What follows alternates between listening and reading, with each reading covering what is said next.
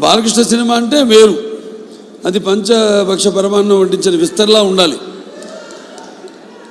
అంత బరువుగా ఉండాలి, అన్నీ ఉండాలి, అన్నీ మన షడ్రుచులు ఉండాలి సినిమాలో, తీపి చేదు వగరు మొత్తం అన్ని రుచులు ఉండాలి ఆ సినిమాలో.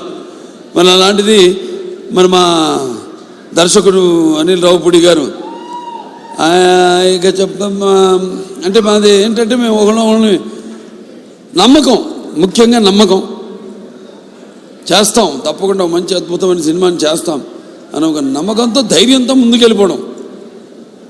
లేకపోతే నేనే అంటుంటా వయసులో నన్ను ఎవడన్నా బాబాయో ఇదని పిలిస్తే జాగ్రత్తగా ఉండండి దబిడి అని.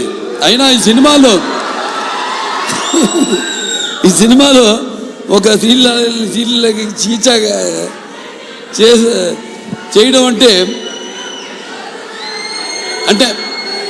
ఒక మంచి సందేశం ఎప్పుడైతే అనిపించిందో ఒక మంచి సందేశం ఇస్తున్నాం సినిమా ద్వారా అని, అప్పుడు దేనికైనా త్యజించాలి. మనం ఓ ఆర్టిస్ట్గా మనం చెప్పింది ప్రజల్లోకి బలంగా వెళ్తుంది.